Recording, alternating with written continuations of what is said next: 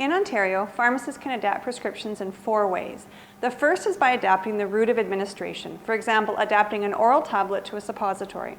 The second is by adapting the dosage form, for example, adapting a cream to an ointment or a tablet to a liquid. The third is by adapting directions, for example, adapting from morning to evening or from once a day to twice or 3 times a day. The fourth is by adapting dose. For example, you can correct an error. If the patient has been prescribed 500 milligrams, but they normally take 5 milligrams, you can adapt the dose back down to 5 milligrams. If a patient is on a drug that isn't working very well, you can adapt the dose up. Or if the patient has a side effect, you can adapt the dose down. Remember that adaptations do not include therapeutic substitutions. A pharmacist cannot adapt the proton pump inhibitor pantoprazole for the proton pump inhibitor omeprazole.